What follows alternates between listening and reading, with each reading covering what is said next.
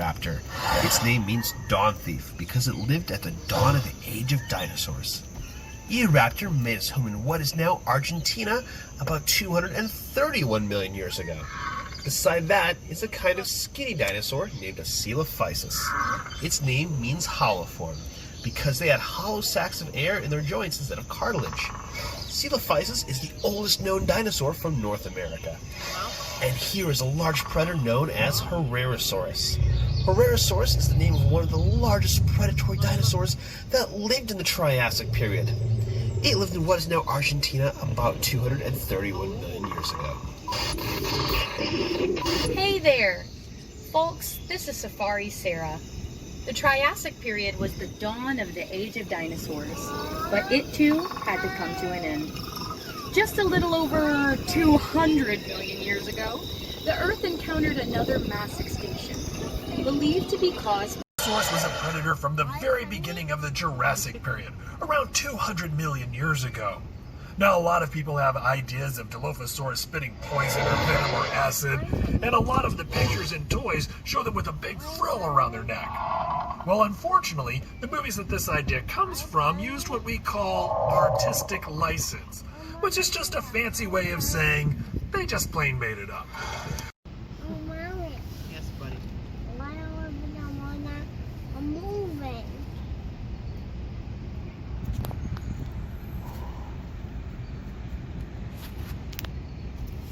Like this one is not moving, right? This one is not moving.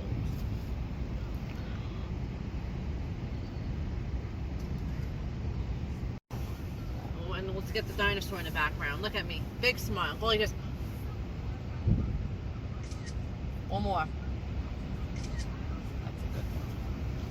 In bony plates, Stegosaurus had a special weapon. Along its tail, it had a set of spikes called a thagomizer that it would use to defend itself from predators. And the predator it had to worry about the most was Allosaurus. T-Rex isn't the only scary meat-eating dinosaur we have here at Jurassic Quest. Allosaurus was one of the larger predators around in the late Jurassic. As scientists have found signs of microscopic stress fractures on the bones of their forearms. This happens in bones when a person or an animal is using force to move heavy weight with their bodies. They might have used their arms to keep prey from getting away, or possibly to hold onto a Stegosaurus's tail to avoid getting hit. The little guys in the scene are called guanlong. They're an early member of the Coelosaur family that lived in what is now China. The Coelosaur family was made up of mostly small predators, but as time went by, some Coelosaurs eventually became a bit bigger. Specifically, Tyrannosaurus Rex. The big, long-necked dinosaur in this scene is a Apatosaurus. A Apatosaurus is what we call a sauropod, or a long-necked dinosaur. Sauropods were the biggest animals to ever walk on Earth. In order to get that big, sauropods had to eat all the time. To eat even more, Hey, Luke. these long-necked giants You having didn't fun? waste time chewing, but swallowed the Yeah. leaves from trees whole. But they had a special trick to help them digest. Scientists learned the migration patterns of these dinosaurs by matching the gastroliths back to the areas where the rocks originally came from. Please pause I your have audio this tour one. until your I have dinosaur this herd one. migrates on up to the next scene. Safari Sarah here again. After the end of the Jurassic.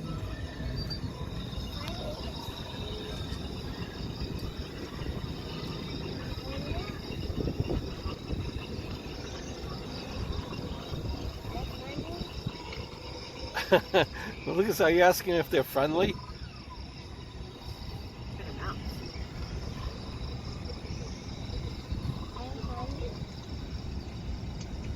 Look at that neck, Luke. Look at that one coming up. Oh, yeah, I can somehow go.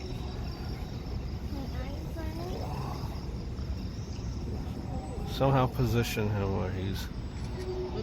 Lucas, go like this. Turn around. Both hands. Wait. named. Some of you might have already guessed that iguanodon means iguana tooth. When iguanodon was discovered in England, no one had ever even heard of dinosaurs yet. So when it came time to name this bizarre new animal, the only similarities anyone could think of were that its teeth kind of looked like the teeth of an iguana, only bigger. The very first drawings of iguanodon depicted it as a giant iguana-like creature. The animal it's next to is Baryonyx. Baryonyx was a carnivore, and specifically, it ate fish. We know that it ate fish because when the first Baryonyx skeleton was found in England in the 1980s, it had fossilized fish bones and fish scales inside of its belly, along with a few bones from a young iguanodon. Since it lived in what is now England, as one of its last meals was fish, this could be the earliest evidence of anyone in the UK ordering fish and chips. Our quest has now taken us from Europe to the continent Look at of mommy. Asia. Look at Still mommy. in the early Look at mommy. Cretaceous. The big dino you see here is Eutyrannus. Big one, big one. Eutyrannus is part of the Tyrannosauridae family. That means it's a relative of the T-Rex. Eutyrannus lived in the Liaoning province of China. What makes Eutyrannus special is that it is the largest dinosaur that we know of with feathers. We know that Eutyrannus had feathers because of where and when it lived. About 120 million years ago, a volcanic eruption blanketed much of the Liaoning province with hot ash. Smile. Like Let what me get a shot happened of at him. Pompeii Lucas, look. thousands of Look years at The Great Plains of what is now the United States and Canada used to be underwater. Lots of marine fossils are found in places like Kansas. The first creature here is the long-necked Elasmosaurus. It's a relative of the Plesiosaurus, but much bigger. Second is Archelon, the biggest sea turtle known to exist. It had a leathery shell called a carapace, and just like sea turtles today, it probably laid eggs on land. The huge, fearsome creature is Tylosaurus. A relative of Mosasaurus, its name means the knob lizard because of a bony protrusion on the end of its snout that might have been used to ram into its prey. Tylosaurus is a member of the Squamata family. That's the group of reptiles that includes lizards and snakes. They had forked tongues for tasting scents in the water. They even had a row of teeth in the back of their mouths for holding onto prey in the water. And that scary fish that you see that looks like a cross between a piranha and a tuna is Xiphactinus. Xiphactinus was a voracious predator that lived in the oceans all over the world. It could reach lengths of up to 20 feet. Anything else you see on the tour, feel free to text Park Ranger Marty at 844-411. That's 844-346-6411. Also, while doing so, be sure to stay inside your vehicles for the duration of the tour. With all of these aquatic creatures, the last thing you want to do is get your phone wet. Hey Marty, it's Dustin. I have a weird question here, and don't freak out, but have you seen the T-Rexes? Well, they were in the enclosure an hour ago when I went in to feed them. Are they not still there? We have a tour heading that way right now. Okay, sorry, I hate to ask. They were both buried in sand by a landslide. The other dinosaur in the scene, Oviraptor, has an unfortunate name, meaning egg thief. When this dinosaur was discovered, it was found over a nest of eggs thought to belong to Protoceratops. After later research, scientists realized it was sitting on a nest of its own eggs. But the name stuck and is still debated if Oviraptor actually ate eggs. Here at Jurassic Quest, ours take theirs sunny side up every morning for breakfast. Yet another dinosaur from Mongolia is the large Therizinosaurus you see here, with the long claws. The claws on its hands could grow up to 3 feet long, making them the longest claws in the animal kingdom. Most of what we know about Therizinosaurus comes from animals closely related to it. The only fossils we have of this animal are its shoulders, arms, and hands. It is believed to be an herbivore, but we are still looking for more fossils to know for sure. The dinosaur next to it is a Lorotitan, lived in what is now eastern Russia. It's in a special group of duck-billed dinosaurs called Lambeosaurs, which are famous for the elaborate crests on their heads. These crests would have certainly served as display structures, but may also have been used in some Lambeosaurs as resonating chambers to make sounds used to communicate effectively through the herd. Speaking of communication, I've been directed to ask you all to keep an eye out for any free-roaming dinosaurs that may or may not be wandering around the park. Hi, Park Ranger Marty here. Hope you're not mad at me about accidentally releasing the T-Rexes. Anyway, in this scene you see Shianchusaurus. Shianchusaurus is a tyrannosaur from China and is closely related to Alioramus from Mongolia. Both have awfully long, narrow noses for members of the tyrannosaur family. We're not sure what those noses may have been used for.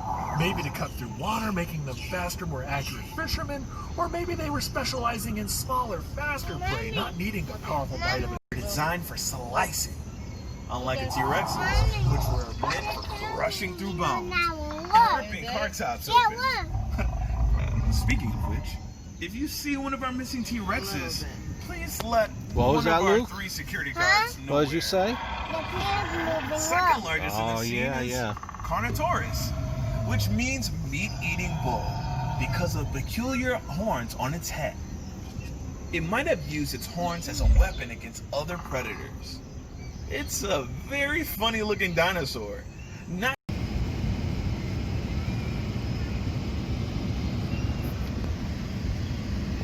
Look out, Luke, he's gonna bite your hair. I'm hungry.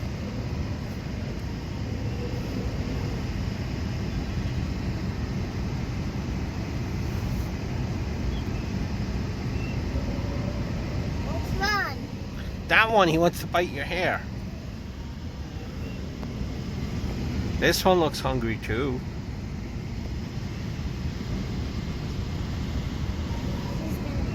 I think so.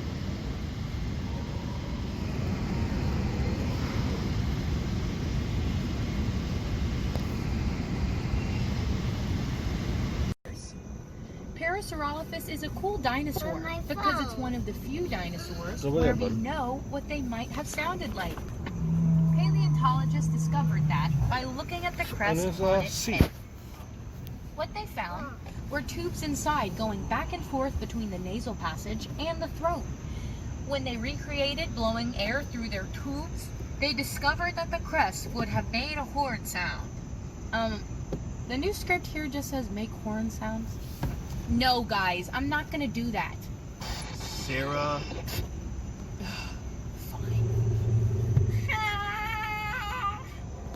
By the way, hadrosaurs are prey animals.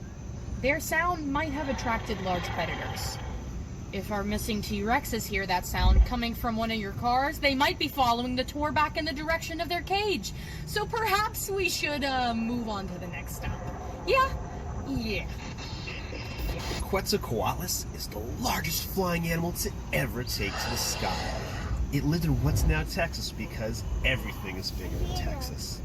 It's named after the Quetzalcoatl, the Aztec feather serpent deity.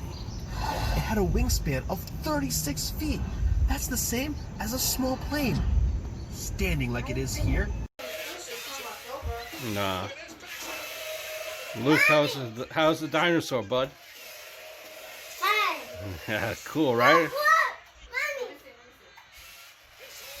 Uh-oh, it's gonna eat your big die-cast cars. Uh-oh.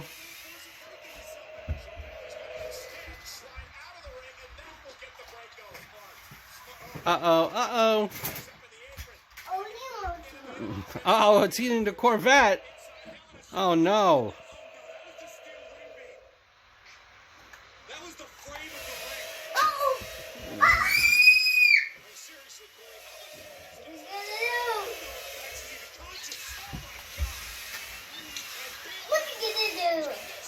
Uh-oh.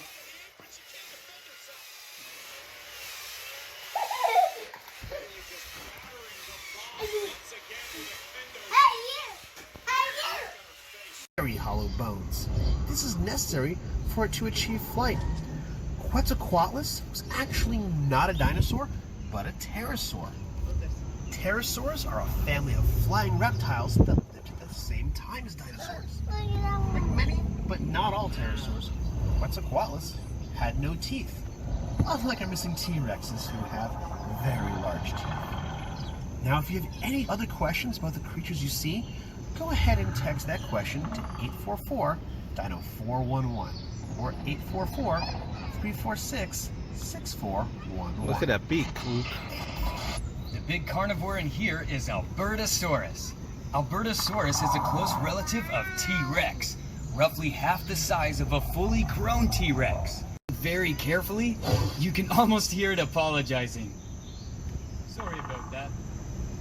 The other dinosaur here, Anzu, was named after a Mesopotamian bird demon. It is a large North American oviraptorid found in the Hell Creek Formation of South Dakota and had a beak with no teeth. Anzu is relatively a new discovery, and scientists are still trying to learn more about this creature. With bits of bones on their skin called osteoderms. They are known for having a bony club tail, which was used to swing back and forth as a weapon to deter predators.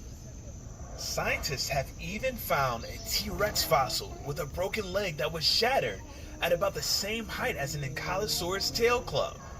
This suggests that Ankylosaurus could fight off a T-Rex and possibly even win. The animal here is a Pachycephalosaurus, meaning thick-headed lizard, named after its thick, domed skull. It is often depicted as being used to headbutt each other for dominance, but some scientists think it is more likely used for display, and that the large dome didn't grow until much later in life, which has implications for the next dinosaur in this scene, Dracorex Hogwartsia. And if that sounds like something from a Harry Potter book, that's because it's from a Harry Potter book. The name actually means Dragon King of Hogwarts, because its skull looked a lot like the skull of a dragon. There are some who think that as this dinosaur aged, the shape of its skull changed, and that what we're really seeing here is a juvenile Pachycephalosaurus. But we won't know for sure until more fossils are found. I've got great news, everyone. Our brand new head of security, Lisa, has managed to locate one of the T-Rexes and lure it back to his area. That's great news because T-Rex is one of the most common favorite dinosaurs. T-Rex. So that means we can actually talk about the T-Rex, the Tyrant Lizard King, while we have one of them here to look at. Tyrannosaurus Rex had the most powerful bite of any land animal, between 8,000 and 12,000 pounds per square inch. They needed such a powerful bite to crush the bones of the prey, or even tear through the roof of a car. T-Rex. Wow, Luke. Wasn't the only trick that T-Rex had up its very short sleeve. It also had something called a septic bite. T-Rex had very short arms, so it couldn't brush its teeth. That means its mouth was filled with bits of its last meal, filling its mouth with bacteria. When T-Rex went hunting, it would sometimes bite into prey that got away. If that happened, some of the bacteria from T-Rex's mouth might infect the wound, causing the prey animal to get sick. T-Rex could use its terrific sense of smell to track that prey down. Let's get out of here before that other Rex picks up our scent. On to the next area, the Triceratops. Park Ranger Marty can tell you all about them. They're his favorite. Make sure to pause your audio tour until you reach our next dinosaur. What they actually were was no less scary. The good news is that Megalodon is definitely extinct, despite what some TV shows and movies would have you think. While the ocean can be treacherous, Megalodon is not treacherous, at least not anymore. Hello? Is this thing on? This is Lisa, Jurassic Quest Security Liaison. Does anybody copy? I'm okay. It looks like our guests made it out safely too. Be sure to let the guests know that they can. Let's see. Show me the box. Oh, no, turn around. Oh, wow. That's cool, bud. Oh, remote control T-Rex. That's awesome, buddy. You can't miss Jurassic Quest. The dinosaur park and drive-through experience, bringing you prehistoric adventure. You meet dinos and you get a free safari photo. That's Get your cool, tickets bud. at JurassicQuest.com. Trick your kids. Nah. Luke, how's the dinosaur, bud?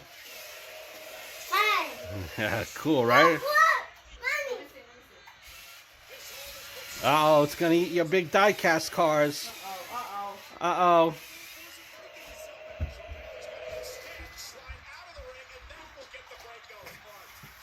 Uh-oh, uh-oh. Uh-oh, it's eating the Corvette. Oh, no.